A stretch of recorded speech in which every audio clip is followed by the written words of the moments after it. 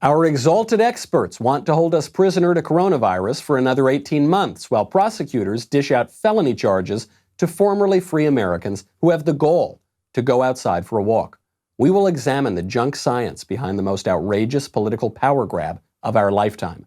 Then, China infiltrates a White House press briefing, President Trump threatens to cut funding to the World Health Organization, and Joe Biden steps up and addresses the nation about his weakness for fig Newtons. All that and more. I'm Michael Knowles, and this is The Michael Knowles Show.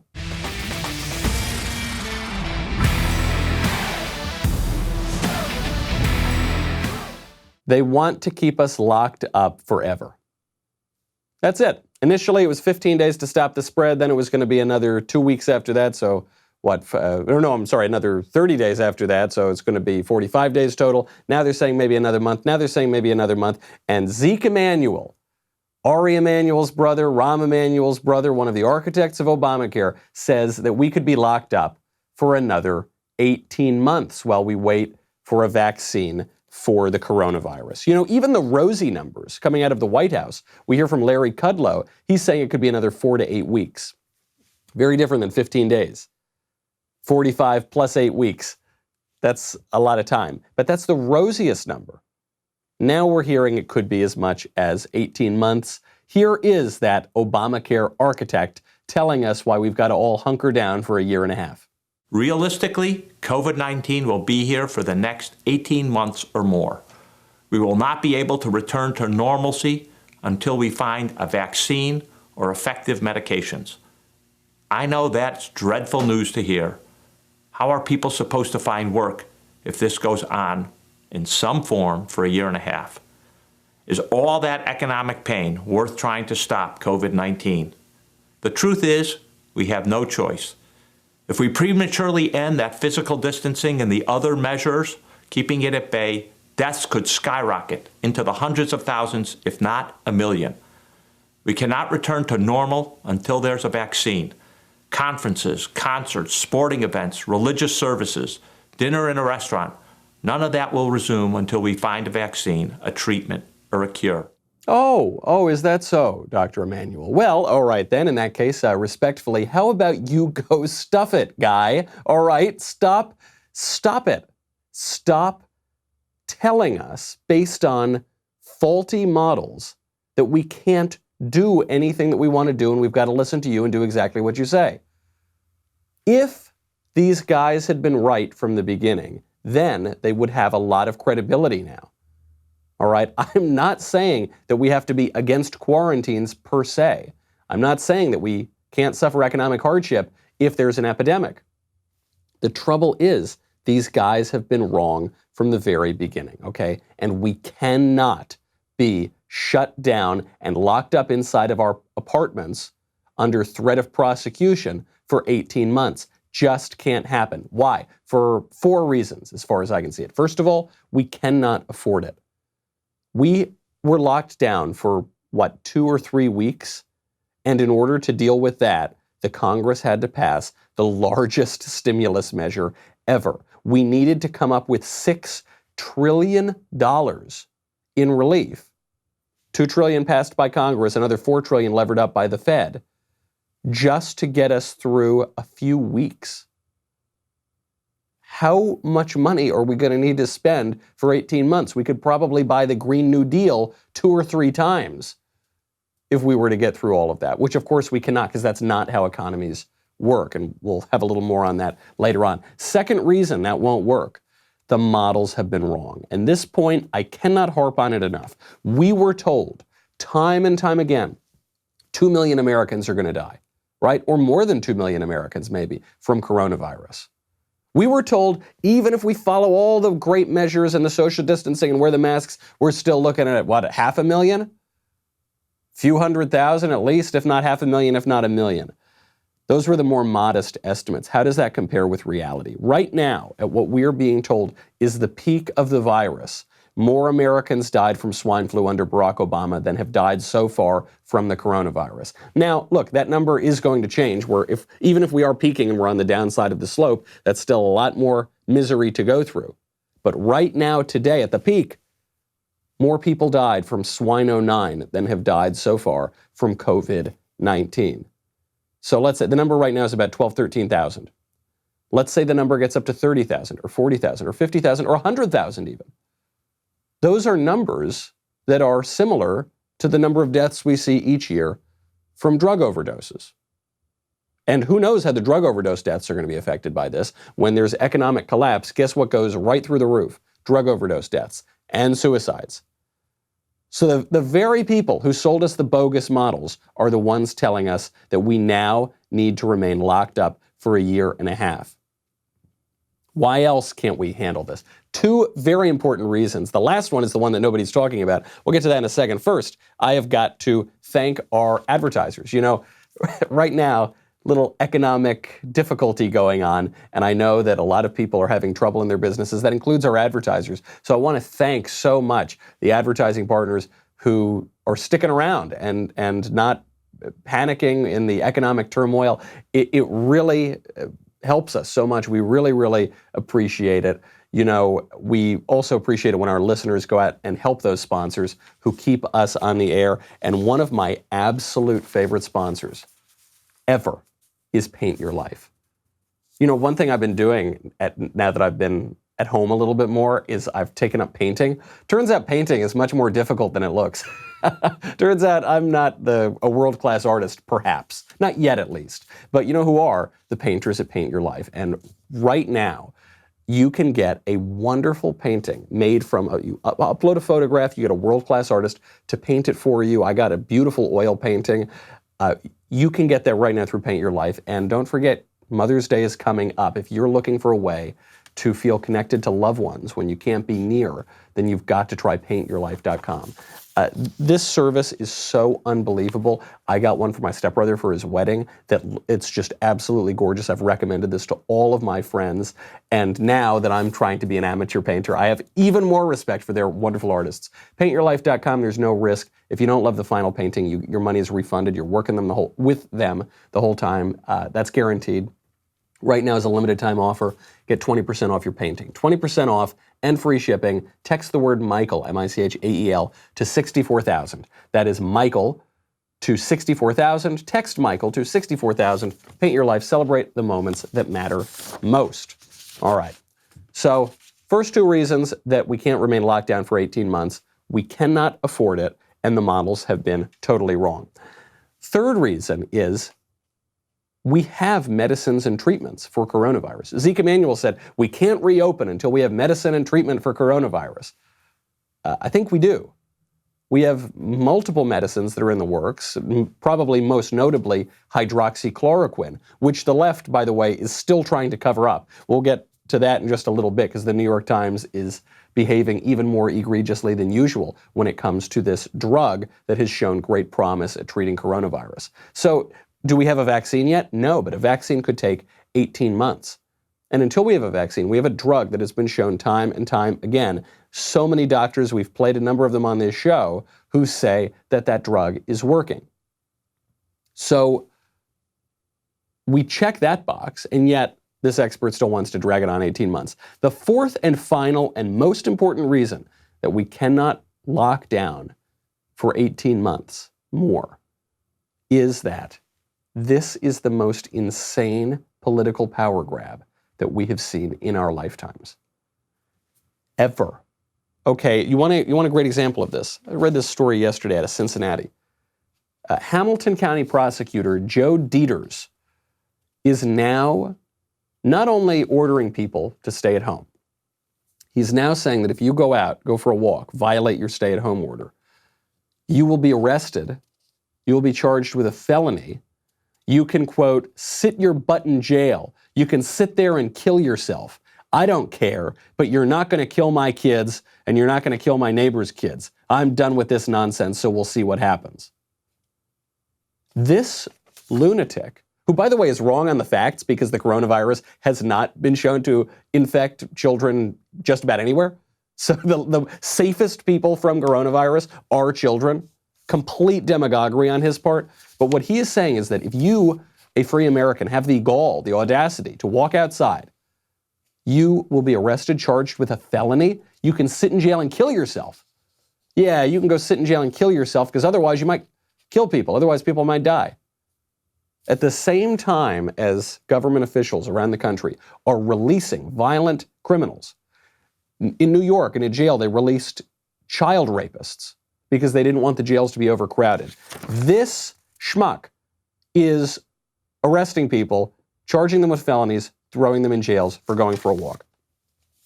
He says, I told the chief to charge him with felonious assault. I don't care. This is going to stop. I'm telling you, at least now the guy is going to stop. Now, he got even more specific because you think, okay, well, maybe people don't need to go to bars or clubs or things like that, not that they're open.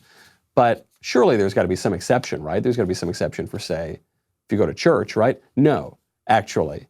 Joe Deters says, if I was the governor, I would tell these churches the first attendees at your church is going to be the National Guard because we are stopping this right now, okay? We're stopping it. No one is asking you not to pray to God. No one is asking you not to pray to Allah. No one is asking you not to pray. It can be done remotely. It's not a problem. But if it applies to these kids in Over the Rhine, it should apply to those churches too, and they need to just stop it. So first of all, just on a theological point, he's wrong, okay? For certain denominations and certain religious groups, you can just do it at home. It doesn't matter if you go to church. For churches that recognize the sacraments, most notably the Catholic Church, but Protestant denominations too, you do have to go to church. You can't just do it from home forever. It does matter that you're in person. So a very ignorant statement. And not only is it ignorant of the religion, it's ignorant of our tradition of religious liberty and liberty generally in the United States. This lunatic has gotten drunk with power. Here are some examples. He had the police arrest Rashawn Davis, this guy who decided to walk outside. Had the police just arrest him, charge him with a felony. It's not just big talk with this guy, Joe Deters. It's actually happening now, too. And you know what's true? I looked up this guy, Joe Deters. He's actually had a pretty good career. He's got mostly conservative political positions. He's been around a long time, right? It's not as though he's some deranged left-winger.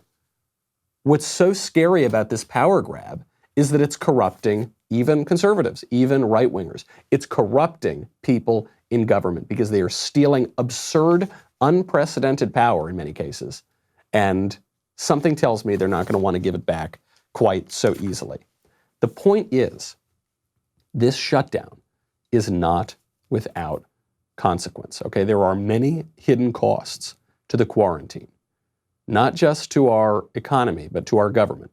Not just to our government, but our way of life, to our politics, and not the least of all, to lives. There are consequences to lives of the quarantine.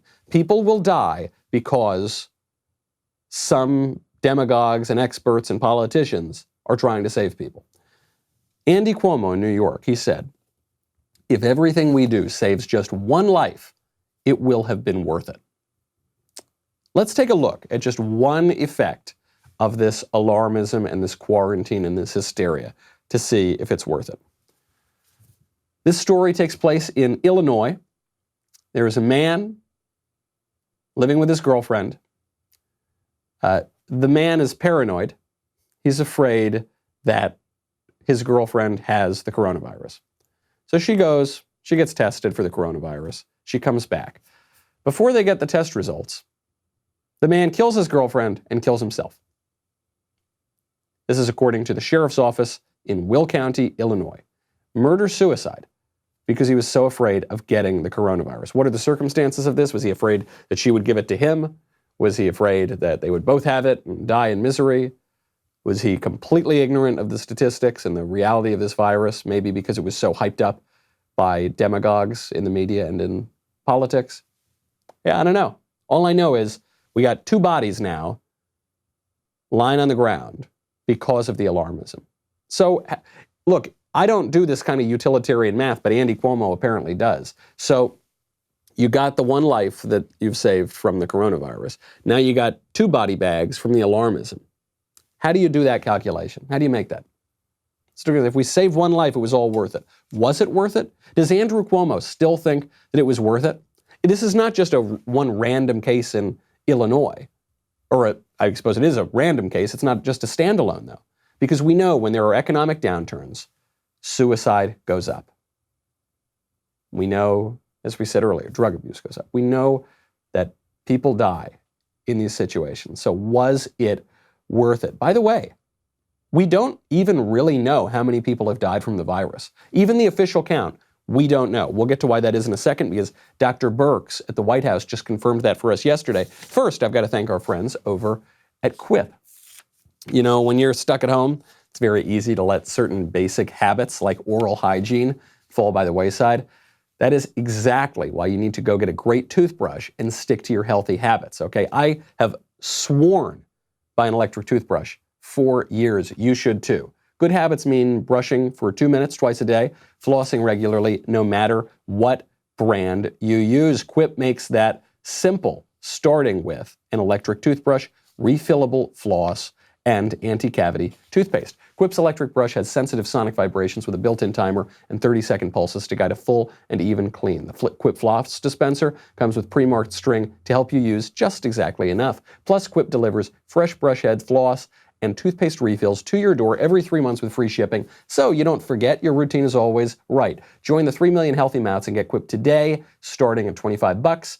If you go to getquip.com/Michael right now, you'll get your first refill free. That is your first refill free at getquip.com/Michael. That is spelled GETQUIP.com/MICHAEL. Quip, the good habits company. So even if we were going to try to do this Andy Cuomo kind of math, where you save one life and it's all worth it, but what about if you lose one life on the other side? Even if we were going to do that, we don't know how many people have died from the coronavirus. That's according to Dr. Birx yesterday at the White House. We know that now because she told us that deaths from coronavirus are being recorded, in her words, in the most liberal way possible. So, in other words, if anybody dies with the coronavirus, then they are going to be recorded as dying from the coronavirus. So I think in this country, we've taken a very liberal approach to mortality. And I think the reporting here has been pretty straightforward over the last 5 to 6 weeks. Prior to that, when there wasn't testing in January and February, that's a very different situation and unknown. There are other countries that if you had a pre-existing condition, and let's say the virus caused you to go to the ICU and then have a heart or kidney problem, some countries are recording that as a heart issue or a kidney issue and not a COVID-19 death. Right now, we're still recording it, and the great thing about having forms that come in and a form that has the ability to mark it as COVID-19 infection, the intent is right now that if someone dies with COVID-19, we are counting that as a COVID-19 death. All right, this makes a huge difference. It might not seem like it does because you say, well, look, I'm sure the COVID-19 didn't help the condition. Sure, but it makes a huge difference. According to the New York City data, 65.5% of New Yorkers who have died from coronavirus had at least one pre-existing condition. And these pre-existing conditions usually are pretty serious. Specifically, we're talking about diabetes, lung disease, cancer, immunodeficiency, heart disease, hypertension, asthma, kidney disease, and GI liver disease. They had at least one of them. Now, 65.5%, that's pretty high. Another 32.6% of New Yorkers who have died still have pre-existing conditions pending. We don't know whether or not they had pre-existing conditions. Do you know how many people who died of COVID-19 in New York were confirmed not to have pre-existing conditions? 1.9%. Just 1.9%. As of yesterday, that's 46 people. Look, that's still scary. If 46 people who are otherwise healthy drop dead because of a pandemic that was started in China that came here and took us all by surprise, that's a scary number. But it's a very different number than if thousands of people in New York are dying from that, right? This is not to say that some lives are more valuable than others. This is not to say that we should throw the old and the frail off a cliff. What this tells us, though, is how virulent the disease is. And if the virulence of the disease matches what we're being told in the media. If somebody with stage 4 pancreatic cancer, who does not have a good prognosis, who's got weeks, maybe a month or two to live, contracts coronavirus and dies in the hospital, do we really believe that that death is caused primarily by the coronavirus? No, of course, nobody does. But because of the liberal way, to use Dr. Birx's terms, that the deaths are being recorded, we will not know those numbers. So it will, if anything, inflate the numbers, and it could inflate the numbers of coronavirus deaths pretty significantly. Why are they doing it? Why record the deaths this way? We saw this kind of recording in Italy. We haven't seen it in a lot of other places.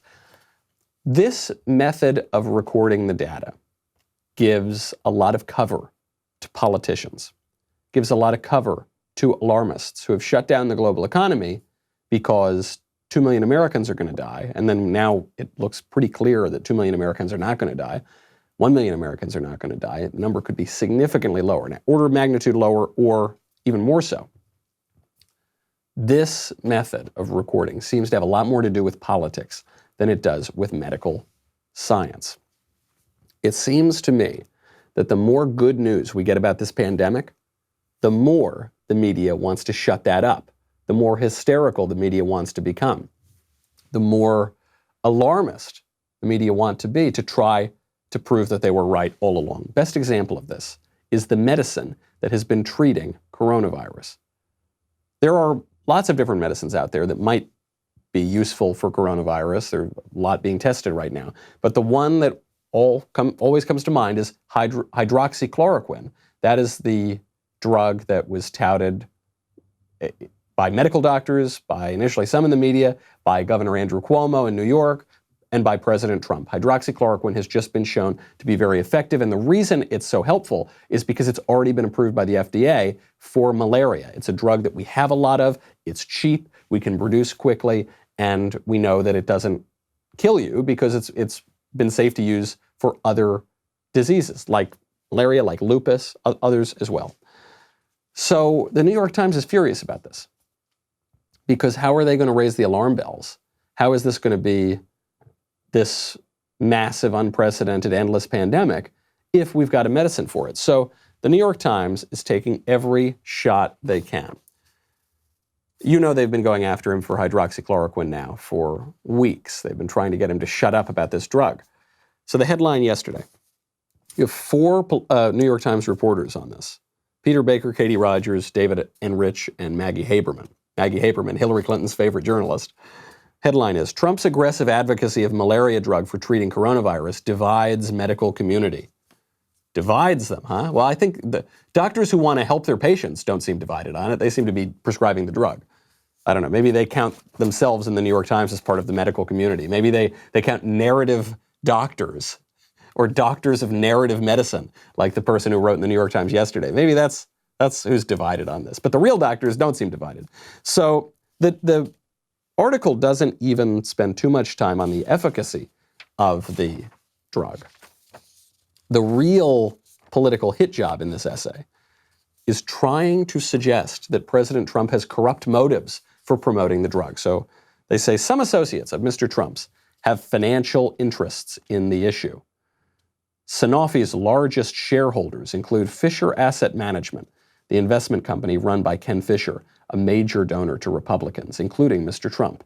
A spokesman for Mr. Fisher declined to comment. So what's notable here is they've tried to tie hydroxychloroquine to Donald Trump, but they can't do it very well. So they say, he's got a little bit of a stake in a company that has a stake in a company that has a stake in a company in hydroxychloroquine. So they realize their better attack is going to be to go after Trump's friends. So if Trump's friends have any investment in a company that invests in a company that invests in a company that ever once invested in hydroxychloroquine, then they're going to say this is corruption. As of last year, Mr. Trump reported that his 3 family trusts each had investments in a Dodge and Cox mutual fund, whose largest holding was in Sanofi. Sanofi is this company that I guess produces hydroxychloroquine, except Ashley Koss, a Sanofi spokeswoman, said that the company no longer sells or distributes Plaquenil, which is the brand name of hydroxychloroquine, in the United States, although it does not sell it internationally. Or although it does sell it internationally. So they're saying, okay, so Trump has some investment in a mutual fund that invests in this company Sanofi, which used to distribute a drug called Plaquenil, which is the brand name of hydroxychloroquine in the United States, but they don't distribute it anymore. So basically, it's total corruption, and he's just trying to fill his pockets. Then they go on, they say, several generic drug makers are gearing up to produce hydroxychloroquine pills, including Amneal Pharmaceutics, whose co-founder, Chirag Patel, is a member of Trump National Golf Course, Bedminster in New Jersey. Oh my goodness. Oh my goodness. So they can't really, I mean, look, anybody who has a 401k invests in some company that maybe has some drug. You don't even know what's in your portfolio. So they know that that's not going to stick on Trump. So now they're saying that there are other companies that are working on this drug, which, by the way, undercuts their first argument, because the first argument is Trump's cornering the market, right? He's going to fill his pockets with this drug. If other companies are producing it, then he's not filling his pockets. But the other companies are producing it, and they're saying this is corrupt because one of the companies that's working on it has an investment by a company, by an investor, by a fund, and one of the people who invests in this is a member of one of the Trump golf clubs. If that is the best they've got, they need to just shut down the New York Times right now. Look at all these words. Look how long this article is. Oh my gosh, it's so long to tell you that bombshell, that a member of one of Trump's golf clubs has an investment in a fund that invests in a company that isn't right now producing all the hydroxychloroquine, but maybe will eventually. And then I looked, this was even more fun.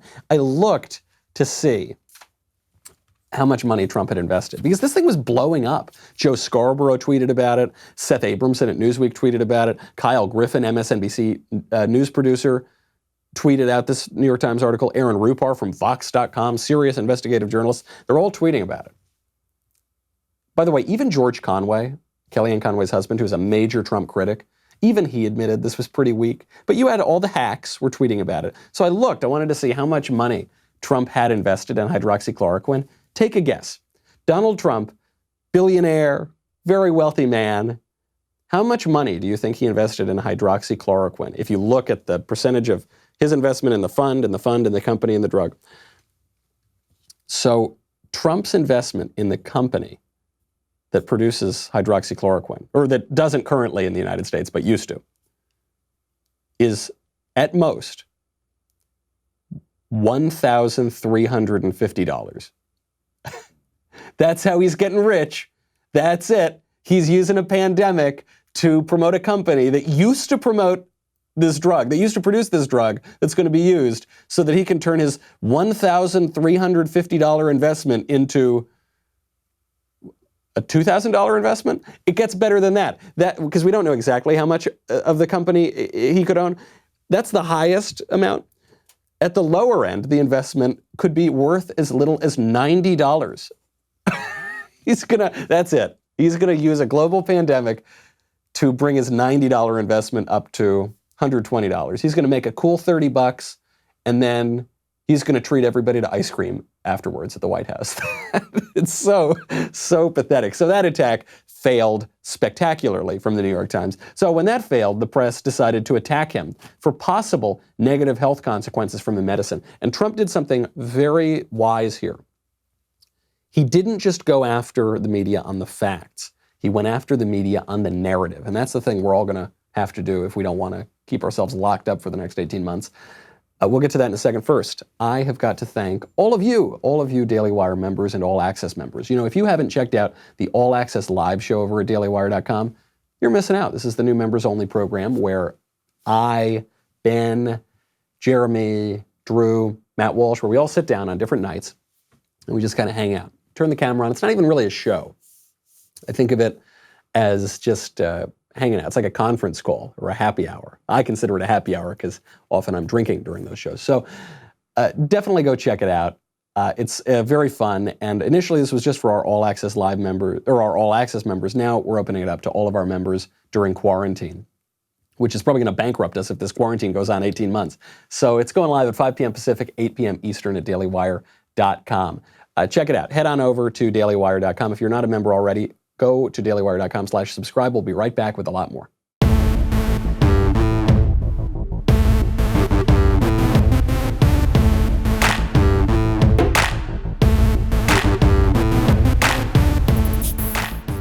So when the media can't nail Trump for the corruption of investing $90 in hydroxychloroquine, they are going after the health effects of hydroxychloroquine itself. So at Trump's daily press briefing, where he's his own press secretary, they asked him about this yesterday, about the side effects, about how we shouldn't be so quick to administer this drug to dying patients. Here is the reporter. With millions of pills of hydroxychloroquine donated, is there a plan or system in place to track the potential side effects? Well, you saw the representative. Serious harm. So is there a plan to track the side effects? The side effects are the least of it. You have people dying all over the place. So you know that this is already going to be some unfair questioning, because she gets the question out, hey, are you guys tracking the side effects of this drug? And then President Trump starts to answer, and she keeps interrupting him. And the side effects, and the side effects, and there are going to be all these side effects. Because they're so upset, they're so crestfallen that the drug is working. They're so upset that people are getting better. Because then it can't be Trump's fault, and Trump can't be responsible for killing 1 million people. Drats! They were sure they were going to get him this time. The Russia thing didn't work, and the taxes didn't work, and the Ukraine thing, remember that? They impeached him over Ukraine in a phone call. That didn't work. But they're going to get him. He's going to kill 1 million people, then we'll really get him. Drats, foiled again because he's promoting a drug that's working. So now all they've got left is they say, what about the side effects? And President Trump gives what I think is the perfect answer to it. He gives the answer not merely in scientific and medical terms, but in narrative terms. A woman last night, I watched her on one of the shows, good show, Laura, and she thought she was dead. She was a representative from Michigan. She was just in horrible shape for 12 days, 14 days. She thought she was dead. I think she said that her doctor said it's going to be very tough. She saw me talking about this, and she asked her husband to go to the drugstore. Now, this is a Democrat representative, a person that, perhaps wouldn't be voting for me. I think she'll be voting for me now, even if she's a Democrat, even if she's a Democrat representative. He gave it to her. Now, it's I don't say it works like this at all. 4 hours later, she awoke, and she said, I feel better. And then shortly thereafter, she felt great. This is a woman that thought she was going to die. Her manner of speaking, the way she told the story was beautiful. I asked my husband to go and get it. He got it. She is now okay. So he goes on, but I think you get the point. President Trump is flipping the left's narrative on them. The left's narrative this whole time, from Andy Cuomo to Zeke Emanuel to the experts to the media to the politicians, if you oppose them, you want people to die. That's what they're saying. If you even so much as question what they're doing, you want people to die. If you oppose shutting down the global economy, you want people to die. If you oppose arresting people for leaving their homes, you want people to die. Now they've gone even further. They say if you support giving people access to the medicine that'll save their lives, you want people to die because of hypothetical side effects or something that don't even exist. Or New York Times, right, just yesterday was talking about how if you support giving people this medicine, you want other people to die because there is a hypothetical shortage of the medicine for people who have lupus, even though there's no evidence of that shortage at all. None of that is true, but that is the narrative they're pushing out. So Donald Trump, master of narrative, flips the narrative on its head. He says, if you oppose giving people this drug, then you want people to die. And he picked probably the perfect character to destroy the left wing's narrative here, because we're talking about a Democratic politician. This was a Democratic representative who was on death's door and then takes the drug and now is all better. Not just a Democratic representative, a woman. Not just a Democratic woman, a Democratic black woman. I mean, it checks every intersectional box that the left talks about all the time with identity politics. So now Trump is saying, if you oppose giving people this medicine, you want a black female Democratic politician to die. And I won't let that happen, not on my watch. This is the right attitude. This is how we've got to start speaking. We like to play by all the proper rules. Marquess of Queensberry rules. Totally fair, above board, no punches below the belt. The left punches below the belt. The left demagogues. The left emotionally manipulates. Now, we should be better than the left, but we've got to be able to counter their narratives as well. Trump showed us a great way how to do that. He was pretty brutal in this press briefing all around. This is one of the hallmarks of it. You see these motifs coming back in all the press briefings. He'll talk about the cure and the drug and giving people some hope. He'll talk about how serious it is, so we can't just reopen tomorrow. He'll then humiliate one reporter. He humiliates one reporter every single day.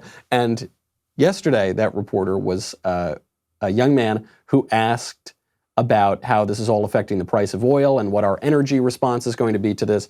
So the kid barely gets his question out before President Trump corners him and asks him a simple question, a question, unfortunately, that he couldn't answer. What's the price of oil? Hey, just checking on oil again today. I was wondering if... Oil? Yeah. Where is it today? Well, I was wondering if you... No, where's the price? Give me the price. I'm not sure, to be honest. How can you ask a question when you don't know the price? I'll look it up for you. Okay, let me do somebody else then. Go ahead. Oh, that's so brutal. That is so humiliating. I don't know who that reporter is. He might be a perfectly nice guy. He might have just been having a bad day and he made the unlucky mistake of not preparing for that one part of the question. Trump has got to keep this up. This was great. Because, look, I don't want to be unfair to this reporter. He might have just not looked up the number beforehand. He should have known. If he says, I was just checking on oil and I want to ask you about oil, and Trump said, okay, well, what's the price? It's pretty important information if you want me to give you my answer on oil.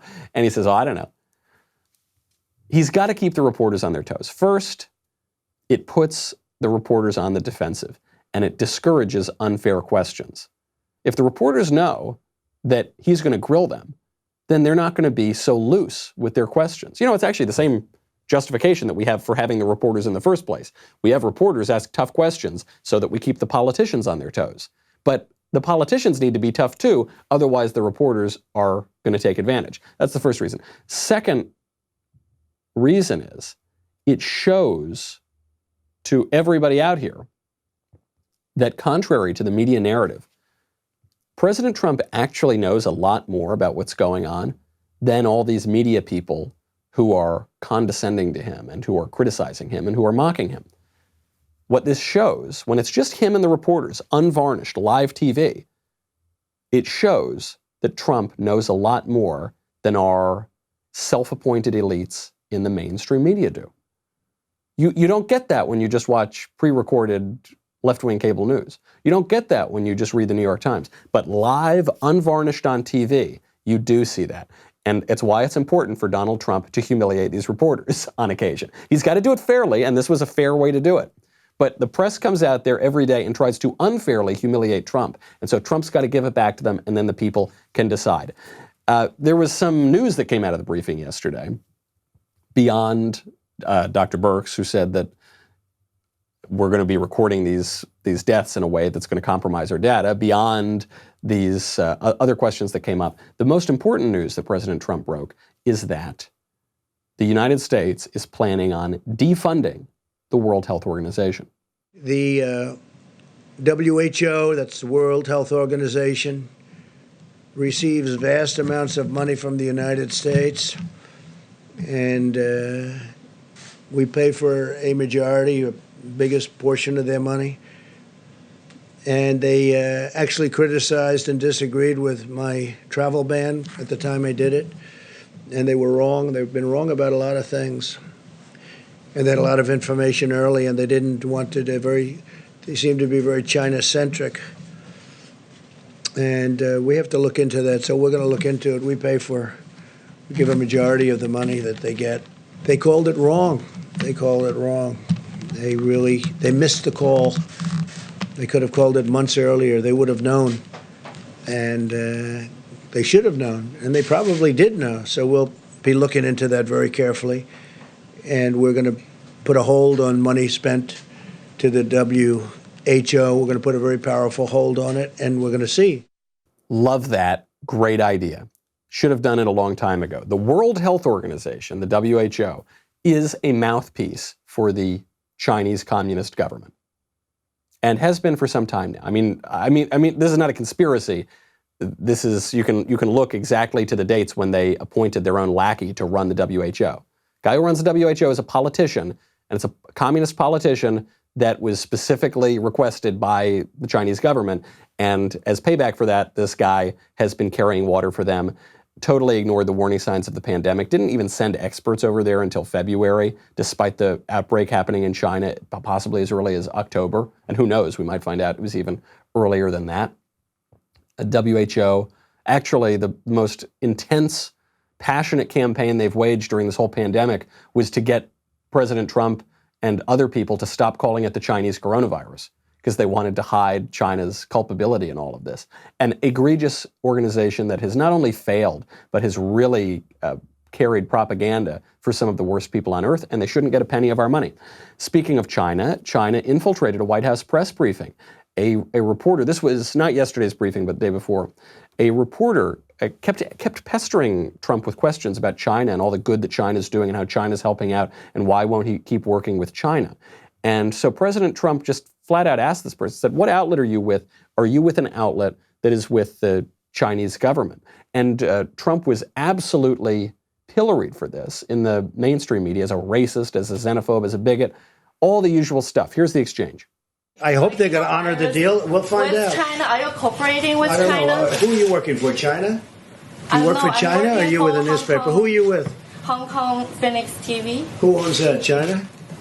Is it owned by China? Hong Kong. No, is it owned by the state? No, it's not. It's a private owned company. Okay, good. Okay. Okay, good. And you can hear in Trump's voice he doesn't quite believe it. So the press, they say, how racist, just because this woman looks Chinese and sounds Chinese, you're asking if she's working for the Chinese government?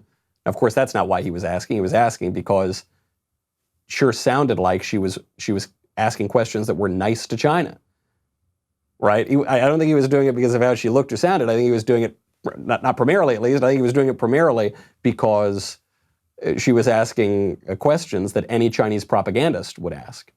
So then she says, no, I'm with an independent outlet, the Phoenix.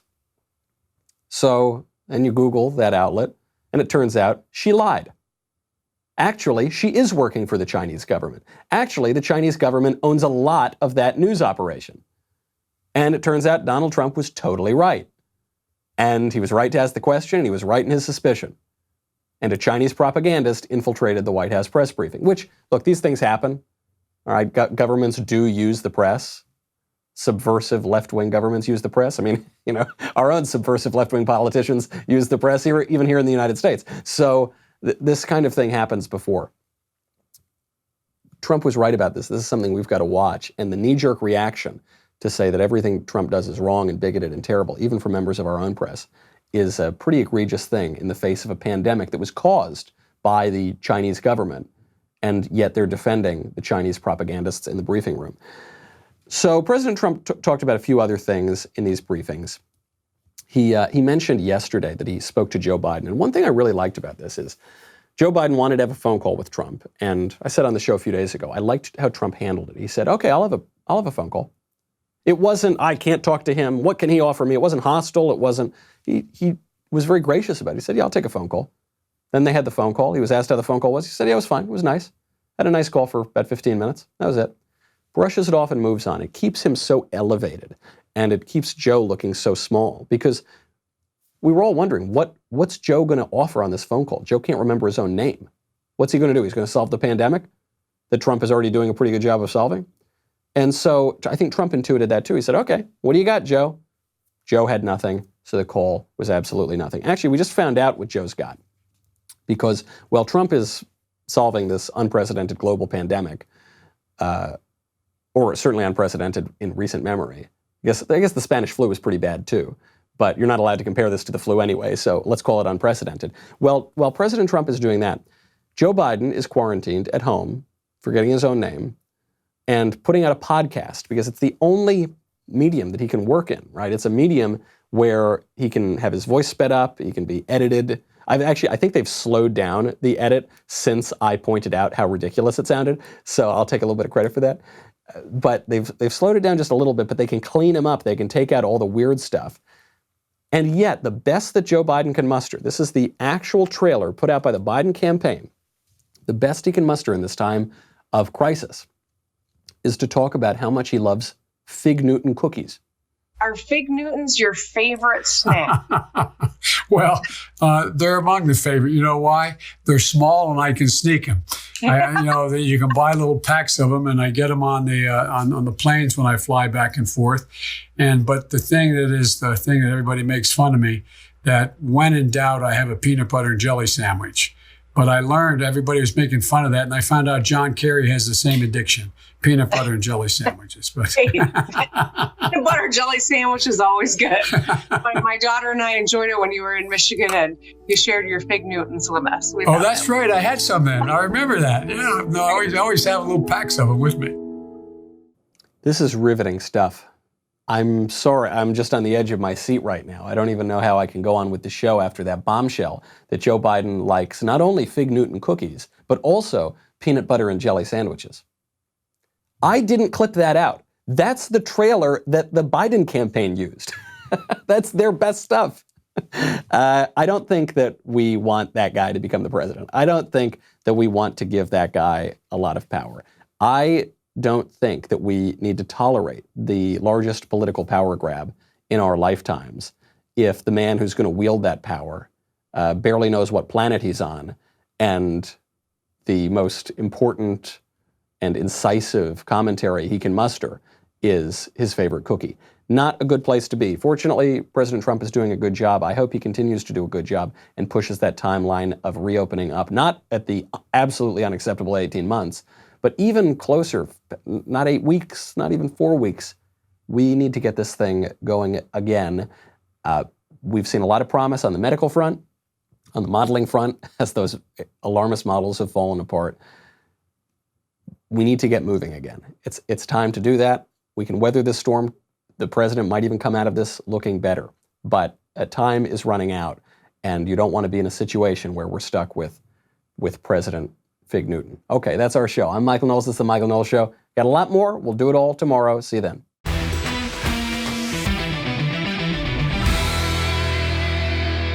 The Michael Knowles Show is produced by Ben Davies and directed by Mike Joyner.